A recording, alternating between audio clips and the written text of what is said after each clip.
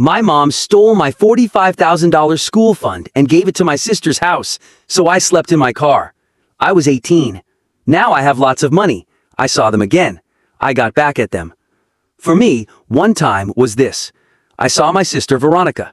I saw my mom, Margaret. They came to my new home party. My home cost $960,000. This home showed all my hard work. I worked late nights. I tried very hard. I started my own tech company. But my stomach felt tight. My skin felt weird. I knew that look in their eyes. It was the same look. I saw it when I was 18. That night, my life fell apart. I grew up in Boston. My family looked normal. Dad worked with money. Mom had a small shop. We had 2 daughters. We had a dog named Rusty. Rusty was gold-colored, but looks can fool you. When I was 12, bad things started. Dad left home. Mom and Dad split up. It was not a big fight. But what came next broke our family. For many years, our family was not okay. Veronica is 3 years older. She married Daniel. Daniel works with money. His family has money. Their wedding was big. Mom spent more than $50,000. She did not have the money. She said a girl marries only one time. I was 19. I had 2 jobs. I went to a small college. I had little money. I could barely buy my dress for the wedding. Then they had babies. James, Freya, and Caleb. With each baby, Veronica wanted more. Mom always helped her. Mom used my things to help Veronica. Mom would say, "Your sister has 3 kids to feed. Why do you need more money? For books? Can't you just use the library?"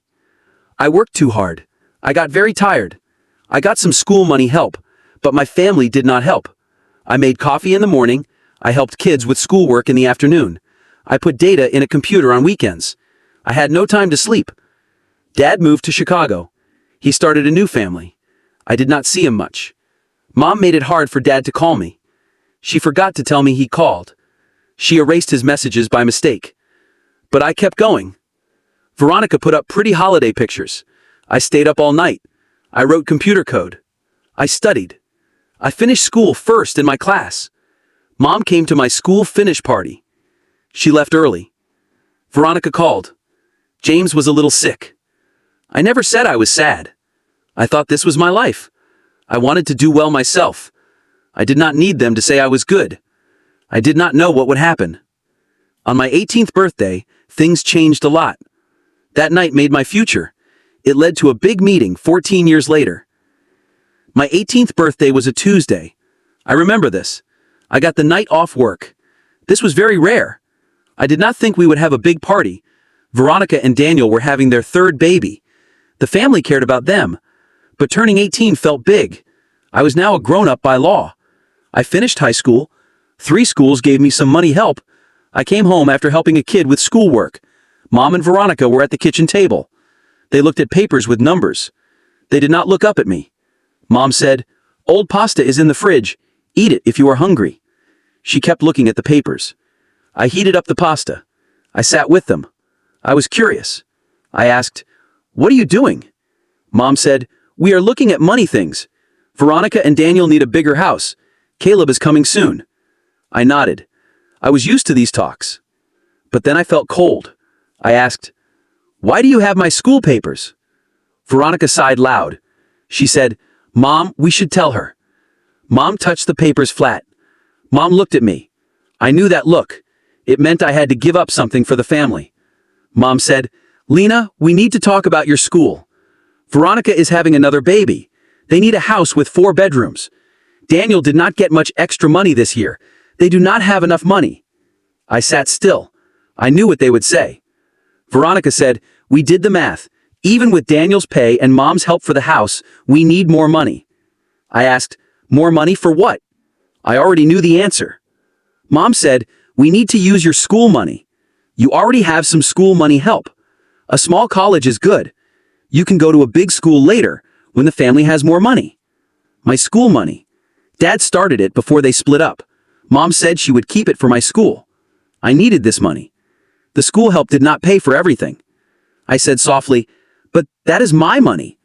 Dad saved it for my school." Veronica rolled her eyes. She said, "Don't be selfish, Lena. We need a home for your sister's kids. Where will they sleep? Should Caleb live in a closet because you want to go to a big school?" I said, "That is not what I mean. I worked very hard for this. I got all A's in school. I had many jobs. The school money help does not pay for everything." Veronica said mad, "Get loans like other people. Daniel and I have a house loan. That is how life is. Or you can live at home. Go to the small college." That costs less money. Something changed in me. I always gave in before. Now I felt very mad. I said no. That one word stayed in the air. Mom blinked. She did not think I would say no. She said, "What?" I said no again. I said it stronger. "That money is for my school. Dad and you saved it for me. It is not for Veronica's house." Mom's face got hard. She said, "This is not a talk, Lena. This will happen. Your sister has a family to care for." My voice shook. I said, "I have a future too. I worked for those school money helps. I worked hard. I got all A's. I should use my school money for school." Veronica laughed a cold laugh. She said, "Oh, please. You do not know about real work. Try having 3 kids. Then you can talk about what you should get." I wanted to cry, but I did not. I said, "This is not fair. You know it." Mom stood up fast. Her chair made a noise. I said, "School is most important for me. That is not bad." Mom crossed her arms. She said, "Fine. If you feel that way, you must choose. Let the money help your sister, or pack your bags, live on your own.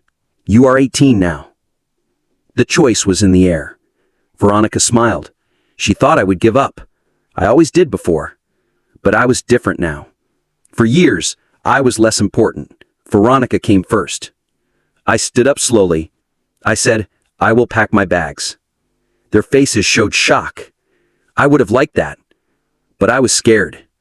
Mom did not think I would choose to leave. Veronica said, "Don't be silly. Where would you go?" I did not answer. I went to my room. I got my biggest bag. I packed my clothes. I packed my soap and toothbrush. I packed my computer. I packed my important papers. I did this like a robot. Family pictures were on the wall. They did not feel like my family anymore. Mom came to my door. I closed the bag. She said, "You are being silly. Sleep on it. We will talk in the morning. We will be calm." I said, "There is nothing to talk about." I was calm. This surprised me. I said, "You said what you want. I am saying what I want." I pushed my bag past her. I got my other bag from the door. I went outside. It was night. No one called my name. No one tried to make me stay. That night, I slept in my car. My car was in the Walmart parking lot. I used my work clothes as a pillow. For 2 weeks, I did this same thing. I had 3 jobs. I slept in my car. I washed at the gym. I paid little money for the gym. I told no one about this. On day 15, my computer teacher saw me. Her name was Professor Clara Hughes. I was sleeping in the library. She woke me up soft. She asked if I was okay. Her eyes were kind. I could not stay calm anymore. I told her everything. That night, she drove me to her home. She showed me a spare room. She said, "Stay here until you fix things. No one should be alone in this." Professor Hughes was more than a teacher. She helped me learn. She spoke for me. She was the first person who believed in me. She helped me get more school money help. She helped me with money aid papers. She said good things about me. I got a job to learn. This job changed my life. What happened after I left home came from that night. It showed me I was alone. But people you choose can help you more than family. Most of all, it showed me I was strong. I did not know I was strong. I had to be strong to find out. Professor Hughes helped me. I got money help. I got school money help. I got a part-time job. I went to a state school near me. Not the big school I wanted, but it had a good computer school. I liked that. My school life was not like other students. They went to parties. They joined groups. I worked many jobs to get by. I served food. I helped with computer problems at school. I made websites at night for money. I had no time to sleep. I had no time for friends. I was very busy. But I got all A's. Computer school was easy for me. I helped other students who had trouble. One student was Isabella Tran. Isabella was very smart, but she got distracted easy. She became my best friend. Later, we worked together. We were different in some ways. I was careful, she was fast to act. I was good at the inside of computer programs. She was good at how things look and feel. Together, we were perfect. In our third year, we talked. We wanted to make a phone app. The app would help young people with money. Most apps were for rich people, not for people like us. We had little money. We saw a need. We wanted to fill that need. We used school things. We made a first version. We called it Sen. The app let people see their spending. It saved money for them. It helped them use credit cards good. Our teachers liked it, but more important, our classmates liked it. After school, Isabella and I had to choose. Get safe jobs at big companies or try to make our app a business. The safe job was good. I had little money. But I remembered Professor Hughes. She said, sometimes the hard way gives the best things. We took a risk. We moved to a tiny, small apartment. It had bugs. We saved money. We worked all the time on Sen. I wrote computer code. I ate cheat noodles. Isabella worked on how the app looked. She worked all night. We went to many events. We met people. We showed our app. We tried to get money. For 6 months, people said no. People with money said we were too young. They said we did not know enough. They said we helped the wrong people. One money person said, college kids don't care about money plans. But we kept trying. We got a small gift of money. It was for companies. We hired our first worker. She knew about selling. She helped us say our message better. We changed a little. We helped new school graduates. They had school loans, not current students. More people used our app. Slowly at first, then very fast. A tech blog wrote about us. A money person with many followers liked Sen and told people to use it. Our users went from thousands to hundreds of thousands. During this time, I thought about calling my family. I did not talk to them much since that night. Mom called 3 months after I left. She did not say sorry. She told me they used my school money. They used it for Veronica's house payment. Dad sent texts sometimes to see if I was okay, but we were not close. I worked on my business. I worked on my life. Years went by fast. I wrote code. We had meetings. We did well. Isabella and I moved.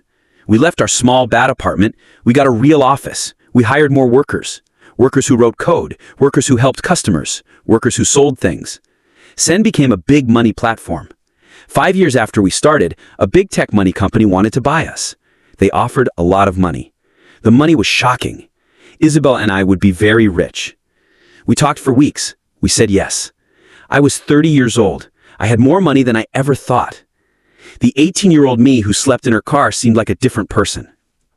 Having money let me make good choices, not bad choices because I was scared. I put most of my money in investments. I gave money to help students whose parents did not go to college. Then I thought about buying a home, a real home, not just a place to sleep when I was not working. I looked for months. I found it. It was a nice house. It looked old but good. It was in a rich area. It cost $960,000. It was a lot of money, but I could pay for it. The house had 4 bedrooms. It had wood floors. It had big windows. It had a porch that went around it. It had a big yard. It needed work, but I saw it could be very nice. I signed the papers to buy the house. I thought about the irony. 14 years ago, my school money was gone. It helped Veronica buy a bigger house. Now, I bought a house for almost $1 million. I did it myself. While the house was being fixed, Dad sent a note. I did not expect it. He saw the news online. Someone bought Sen. He wanted to say good job. Our talk was not nice, but it helped me feel better. Dad said he was sorry. He was not there when I needed help. He said he knew about the school money problem, but he felt he could not stop it. I did not say I forgave him right away, but I was glad he was honest. We agreed to try to be close again, slowly. During our talk, he told me Veronica and Daniel had money problems again. Daniel's company changed. He lost his good job. They had to move to a smaller house. Mom still helped them any way she could. Dad said, "They don't know you did well. I did not tell them." I nodded. I did not know how I felt. Part of me wanted them to know. I did well without their help. Part of me wanted to keep it quiet. My house was almost fixed. I planned a party for the new house. I thought a lot. I put my family on the guest list. Isabella worried. She thought I would be sad. But I felt it was time. Time to end that part of my life, for good or bad. I invited Dad, Mom, Veronica, and Daniel. Dad said yes fast. Mom called. She was surprised but said yes. Veronica texted, "I want to see how you are. We will come." Now we would meet again. I never thought this would happen. It would be more dramatic than I could think. The day of my party was sunny and nice. I stayed up late to fix the house, but I woke up early. Every room was perfect. The living room had a big, soft couch. It had shelves built into the wall. The kitchen was very nice. It had stone counters. It had very good machines. The dining room could hold 12 people. There were 4 nice bedrooms upstairs. The big bedroom had a balcony. You could see the yard from it. Isabella came at 10 o'clock. She brought champagne and party things. She put out flowers. She asked, "Are you sure you want to do this? It is not too late to tell them not to come." I said, "I need to end this." My stomach felt bad. I thought about seeing Mom and Veronica again. I said, "Also, they are only 3 people. 30 people are coming. If it gets bad, other people will be there." The food people came at noon. They set up food on the first floor. By 3 o'clock, everything was ready. Food, drinks, music. I was very nervous. My tech work friends came first, then neighbors came. Professor Hughes came with her husband. She hugged me warm. She said she was proud. My college friends came. People I knew from work came. My money helper came. They were all here early. At 4:30, the doorbell rang. I opened the door. Dad was there. He looked awkward on the porch. He held a gift bag. I said, "Dad?" The word felt strange. He said, "Lena." He looked at my house. He said, "This is very nice." I let him in. I showed him the house fast. I introduced him to some guests. He looked really happy to see I did well, but he looked a little out of place. My home had many successful people. Dad said, "Your mom and sister will come soon. They plan to come together." I nodded. I filled my water glass again. I did not want them to see I was nervous. I asked, "How are they?" Dad stopped. He said, "Daniel's job problem is hard for them. They sold their house last year. They moved to a smaller house. Margaret, your mom, helps with the kids a lot." Before I could answer, Isabella was next to me. She said, "More guests are here. I think your mom and sister are here." I took a deep breath. I went to the front door. They were there. Margaret looked the same. It was 14 years later. Veronica was still pretty, but she had lines near her eyes. She looked stressed.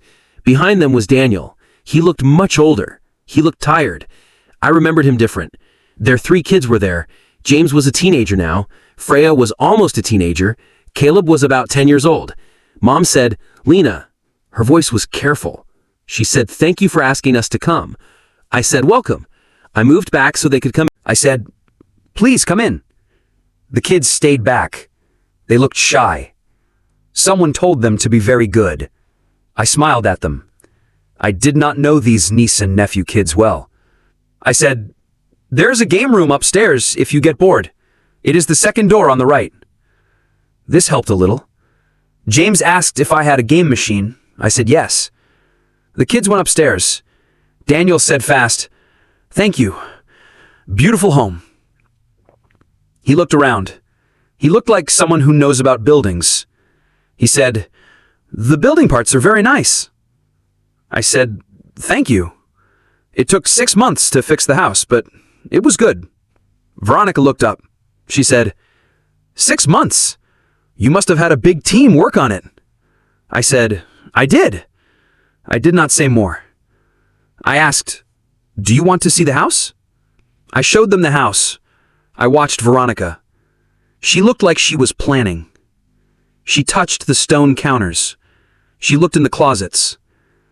She said the yard was good for kids to play. Mom followed quiet. Sometimes she said something nice about how it looked. Sometimes she asked about something in the house. We went into the big bedroom. Mom said soft, "This must have cost a lot." I said, "It did, but I was lucky in my job." Veronica asked. She sat on my bed. I did not ask her to. She said, "What do you do for work? Dad said something about an app." I told them a short story about my success. I saw their faces change. They looked polite at first. Then they looked very surprised. Veronica asked, "You sold your company for millions?" Her voice was higher than normal. I said, "We did. The time was right to sell." We went downstairs. More guests were there. I introduced my family to Isabella. I introduced them to Professor Hughes. I introduced them to my work friends. Some friends knew my story. While I did this, I saw Mom and Veronica. They stood in corners. They talked quiet, but with strong feeling. Daniel did not talk with them. He talked with my tech friends. He really talked with them. 1 hour after the party started, I tapped my glass. I wanted everyone to look at me. I said, "Thank you all for coming. Thank you for celebrating this new time with me. This house is not just a place to live. It is something big I did. I once thought I could never do this. I am grateful to everyone who helped me." When I finished talking, Veronica came to me. She said, "I am Lena's sister. I want to say something too." Her voice was confident. I knew that voice from when we were kids. That voice meant she would get what she wanted. She put her hand on my arm. She said, "Family is most important. Seeing Lena's beautiful home today, I see something. This house would be perfect for our family." The guests made confused sounds. Mom said soft, "What Veronica means is this. We are proud of Lena. She made a place for family to meet." Veronica said no. She held my arm tighter. She said, "What I mean is this. This house would be perfect for my family. Daniel has job problems. The kids need good schools. We looked for a house like this, in this same area." The room became very quiet. Even the food people stopped moving. Daniel said, "Veronica."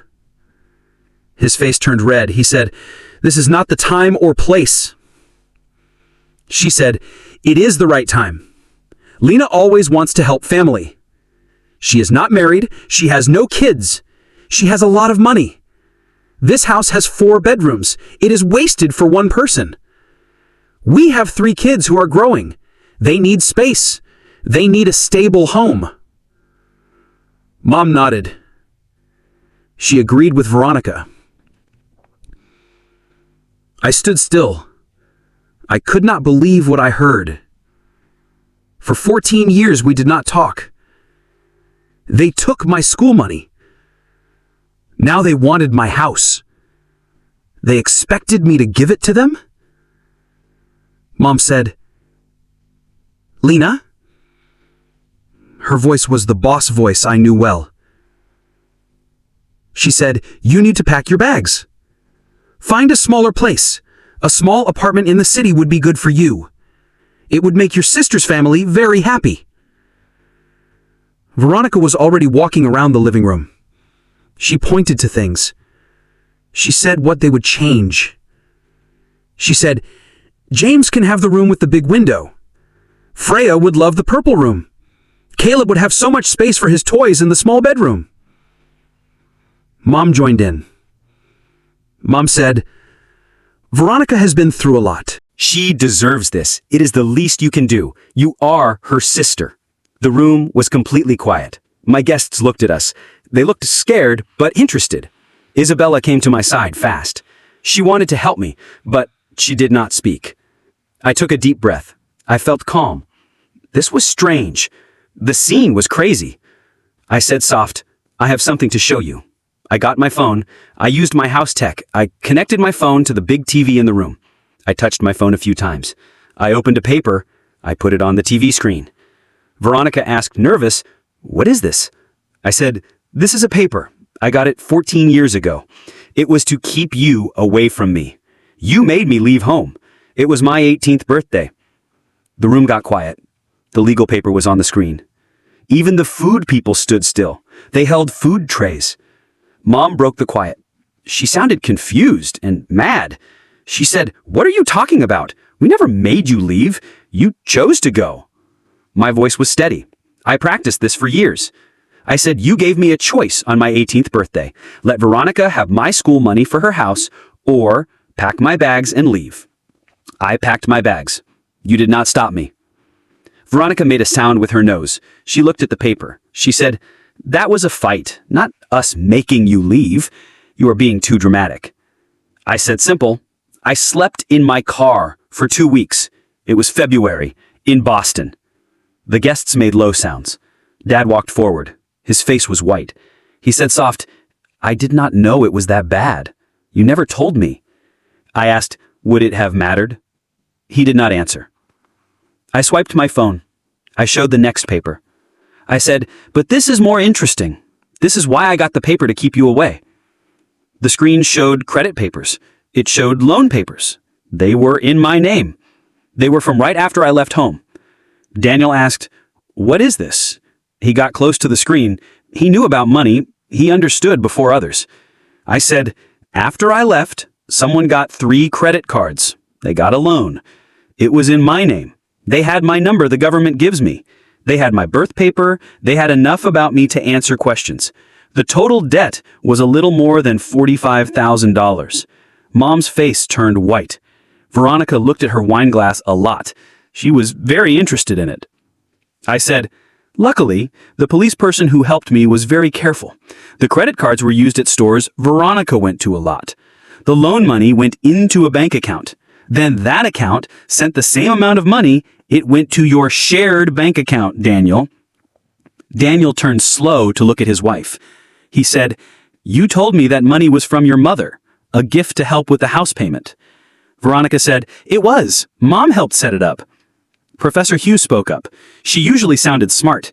Now she sounded mad and protective. She said, "You stole your own daughter's identity. That is a big crime, in case you did not know." Mom started, "I'm sure there's a mistake." I said, "This is the police paper I made." I showed another paper. I said, "I had enough proof. I could have made them arrest you for stealing my name, for lying. The police person really liked this loan paper." I pointed to a name written on the paper. I said, "Someone tried to write my name, but they spelled my middle name wrong." Veronica's hand shook very bad. She had to put her wine glass down. She asked, "If you made a police case, why were we not arrested?" Her voice did not sound sure. I said simple, "Because I did not go through with it. I was 18. I was scared. But you were still my family, so I made a deal with the police person. I would pay the fake debts myself if they wrote down everything, but they would not arrest you." I swiped to another paper. I said, "This is proof I paid. Every cent of that $45,000, plus extra money. I paid it. It took me 3 years. I was paying for my own school. I had 3 jobs. I slept 4 hours a night. I ate cheap noodles to live. I paid a debt I never made." Daniel looked sick. He said very quiet, "I had no idea." Veronica told me her parents helped with the house payment. It was a gift, I said soft. Just one parent? And it was not a gift. It was stealing. Mom found her voice. She said, "You are changing the story. You make yourself look like the victim. We always did everything we could for you. Sometimes families must make hard choices for the good of everyone." Dad asked. His voice got loud. "We did not expect this." He said, "The good of everyone? Margaret, she was 18. She was our daughter. You stole from her." Mom turned to him. She said, "Do not judge me, Richard. You left. You left me to handle everything." He said, "I left you, not our daughters." He said, "And I did not say you could steal Lena's school money. I did not say you could lie in her name." He said, "I knew about the school money." He turned to me. He said, "I am sorry. I did not fight harder for you. But the credit cards, the loan, I did not know." I nodded. I took his apology. It was not a full apology, but I took it. Veronica saw her support was gone. She changed how she talked. She said, "It was a hard time." Tears came to her eyes. She said, "We had a baby. We needed a home. Mom just tried to help us. You were not here to ask." I said, "Maybe, but that does not make lying okay." I swiped to another paper. I said, "Daniel, this might interest you. When I looked into the name stealing, I found things about your family money. These are papers. They show 6 businesses that failed. Veronica put money in them. You did not know. She used your shared money. The total lost money was more than $200,000. It happened over 8 years. Daniel's face had no color. He asked, "What businesses?" I said, "Her college friend Megan's clothes shop, her cousin's restaurant, a box service for fancy pet things, and others." I showed the paper. I said, "All failed in 1 year. All got a lot of money from your family bank accounts." Veronica said soft, "Those were loans to friends. They were going to pay back with extra money." I asked, "Is that why you hid the papers?" The room felt bad. Guests looked for ways to leave. They did not know if they should stay. This was a private family problem. I said loud, "I think we are off the main point. You came here today. You wanted to take my home. You thought I would give up what I need for what Veronica wants. I am making this clear. That will never happen again." Mom asked, "So you will put your sister's family on the street? Where is your kindness?" I laughed, but it was not a happy laugh. I said, "My kindness? Where was your kindness when I slept in my car in winter? Where was your kindness when you stole my name? You left me with a lot of debt before I even started college." Mom opened her mouth. Then she closed it. I said softer, "I am not putting anyone on the street, but I am not giving up my home. If you need money help, I will talk. We can set up school money for James, Freya, and Caleb. They did nothing wrong. I would like to know my niece and nephews." Veronica said mad, "We do not need your charity." But Daniel's face showed he did not agree. I said, "It is not charity. It is family helping family, the right way." Mom grabbed her bag. She said, "I think we heard enough. Veronica, kids, we're leaving." I reminded her, "The kids are upstairs. They're playing video games." I said, "And I think Daniel might want to stay." Daniel nodded slow. He told me, "I need to understand what happened with our money. The kids can stay a little longer." Mom said mad, "Fine. Veronica, let's go." They walked to the door. Isabella took a step forward. She said, "I think that is best. This is a party for Lena's new home, not a place to try to steal a house." Mom's face turned very red. She said, "How dare you? This is a family problem." Isabella said, "Yes, and Lena's family she chose is here to help her. You should think about what real family help looks like before you come back." After they left, The party slowly got going again. People talked about the dramatic thing that happened. Daniel stayed in the corner. He talked quiet with my money helper. He looked at his phone. He looked for texts from Veronica. Later, guests started to leave. Daniel came to me. He said very formal, "I owe you an apology. I did not know about the name stealing. I did not know about the investments. I knew about the school money, but Veronica told me you said yes to it." I asked, "Would it have mattered if you knew the truth?" He thought. He said, "I want to think yes, but truly I was different then. Success and money were all I cared about." He looked around the room. He said, "Seeing what you built yourself, I see my priorities were wrong." I asked, "What will you do now?" He said very serious, "I will have a very hard talk with my wife, and I will probably call a divorce lawyer. The money lies are too big to ignore." I felt a little sad for my sister. It was a surprise. She was not perfect, but I never wanted her marriage to end. I told him, "I meant what I said about school money for the kids, no matter what happens between you and Veronica." He nodded nice. He said, "They would like to know their aunt, especially James. He likes programming." After Daniel left to get the kids, Isabella and I started to clean. She put glasses in the dishwasher. She said, "Well, that was the most dramatic new house party I ever went to." I laughed. I felt lighter than I had in years. I said, "Not the ending I expected, but an ending anyway." She asked, "Do you think they will try to call you again, Mom and Veronica?" I said, "Yes, when they need something." I closed the dishwasher. I stood up straight. I said, "But next time, I will be ready. No more being walked on, Lena." The last guest left. My new home became quiet. I walked through each room. I looked at what I made. It was not just a building. It was a life I made. I made it with hard work.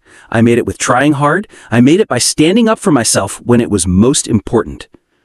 The days after the party were surprisingly calm. I thought Mom and Veronica would bother me. I thought they would call me mad. I thought they would send tricky texts. I thought they might come without telling me.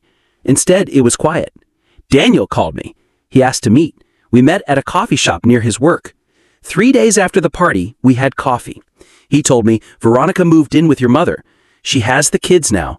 But we agreed. We both have the kids the same amount of time while we fix things. I said, True, I am sorry about your marriage.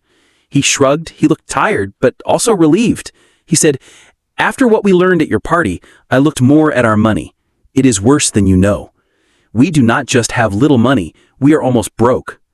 I asked, How is that possible? You had a good job at the investment company. He said again, Had. I lost my job 6 months ago. The company got smaller. I work as a money helper now, but I make about 1/3 of my old pay. He said, But Veronica spent money like nothing changed. He pushed a folder across the table. He said, These are papers from bank accounts. I did not know they existed. Credit cards with no money left, loans I never said yes to, another house loan on our old house before we sold it. I looked at the papers. I felt like I saw this before. I asked, She did to you what she and Mom did to me? He agreed. He looked grim. He said, Yes, but much bigger. We are talking about hundreds of thousands in debt. I asked, What will you do? He said, I think I must say I am broke. It seems I must. I nodded. I understood. I said, My offer for school money still stands. I can set up accounts. The money can only be used for school. He said, his voice had real thanks. He said, That would mean everything. And maybe, would you spend time with them sometimes? They need stable adults in their lives now. That talk started a new time for me, Daniel, and the kids. They were smart kids. They asked many questions. They handled their parents' fight well. It was surprising how well they did. About 2 weeks after the party, Dad asked me to dinner. We ate pasta at a quiet restaurant. He talked about our family's hard years. He said, True, I failed you. After the divorce, Margaret made it hard to stay in touch. But that is no excuse. I should have fought harder to stay in your life. I asked, Why did you not? I asked this after 14 years. I said my thoughts out loud. He sighed big. He said, Partly, I felt guilty. The divorce was my fault. I had another woman before I left. Margaret knew. She used that to control everything, including seeing you girls. This changed how I saw our family, but it did not make his absence okay. He said, I also failed to protect your school money. The account was with Margaret. I trusted her to use it right, even with our problems. When I found out what happened, I was too ashamed. I could not talk to you about it. I said, You could have helped me when I slept in my car. He said, I did not know. Margaret told me you moved in with a school friend. When I found out the truth, months passed. You stopped answering my messages. We talked for hours that night. We fixed years of wrong ideas. We fixed half-truths. We fixed lies. I thought, Dad was not without fault, but I saw Mom tricked him, almost as much as she tricked me. He explained, Your mother was not always like this. After Veronica was born, something changed. She wanted to make a perfect life for Veronica. Often, it hurt you. I tried to make things fair for you, but it only made more fighting. I asked, Why did she like Veronica more? This question bothered me when I was a kid. He thought hard. He said, I think Veronica reminded Margaret of herself, the self Margaret wanted to be. Pretty, good with people, old style. You were more like me. You think things through. You're independent. You ask questions. I think that scared her. 2 days after my dinner with Dad, Veronica wrote to me. It was a long email. She said sorry. Then she explained why. She said she did steal my name, but she blamed it. She said they needed money. She said her mother made her do it. She said sorry for the party fight, but she said her family's needs were more important than my nice things. Isabella read the email. She said, That is so Veronica, saying sorry but not taking the blame. I said, At least she says what happened. I felt more kind now. She could not hurt me anymore. I said, That is progress. Mom's way was more direct. She called every day. She left voice messages. Sometimes she was mad. She said bad things about me. Sometimes she was sad. She asked for things. In one message, she said, Families should forgive each other. We made mistakes, but you made mistakes too. You embarrassed us in front of your friends. I did not answer them right away. I worked on setting clear rules. I did this with my therapist, Dr. Jennifer Blake. In one meeting, Dr. Blake said, "Your mother and sister show classic tricky behavior. They are used to you giving in eventually. You keep setting rules. This is new to them. It scares them." I told her, "Sometimes I feel guilty, especially about the kid." They're in the middle. She promised me that is natural, but remember, you show the kids good rules. You help them directly. You give them school money. You spend good time with them. That is a real family help, not the kind you got. That kind had conditions. Over many weeks, Daniel and Veronica's situation got worse. Their divorce showed more money lies. Daniel said he was broke. He planned this. Veronica and the kids stayed at Mom's small house. The house was too crowded. It was tense. 6 months after the party, Daniel got a better job. It was at a smaller company. He rented a 3-bedroom apartment. The custody plan said he had the kids every other week. During his weeks with the kids, I visited James several times. I helped him with programming homework, or I was just another adult who was there for him. During one visit, Daniel said Veronica started therapy. He told me her therapist said it might help. With the divorce and money problems, I am not sure she will really do it, but it is a start. About the same time, I agreed to meet Mom for coffee. The talk was hard, but we were respectful. She looked much older. It was 6 months since the party. She told me, living with Veronica and the kids is hard. There is no privacy, no peace, and her spending habits. She stopped. She shook her head. I said, kind. You helped her have those habits. Mom explained, I wanted her to have everything I did not have. This was unusual. She saw herself clearly. She said, I grew up poor. I wore old clothes other kids used. I never had nice things other girls had. I promised my daughter would have better. I reminded her, you had 2 daughters.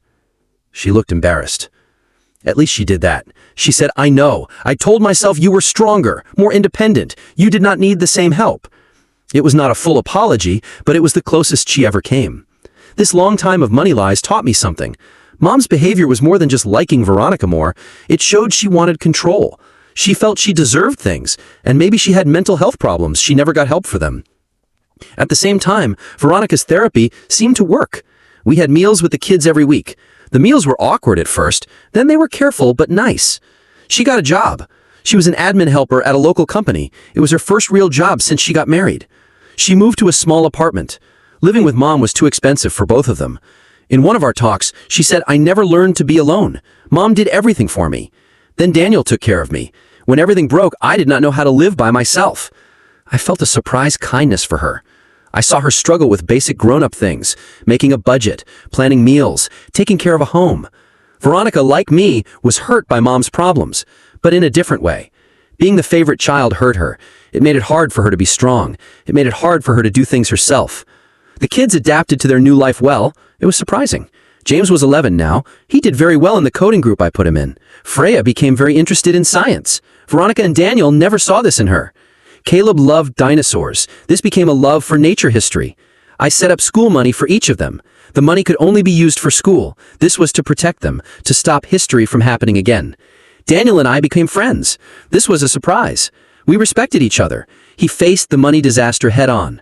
Slowly, he fixed his credit, he fixed his job, he became a father who was there more than he ever was when married. He said, saying I am broke was very embarrassing. This was the real Daniel, but not all relationships could be fixed. Mom still did not take real blame. She said sorry sometimes, but it was not real. Then she explained why she did things. In one very hard meal, she said my success was partly because of her. She said, if we did not push you out of the nest, would you have worked so hard? She said this like my being homeless was a lesson she taught, not like she left me alone. I put my fork down slow. I said, that is like saying being hurt makes people strong. Some people live through it, not because of it. I did well even though of how you treated me, not because of it. She changed the subject fast. She never liked direct fights. These times showed Dr. Blake was right.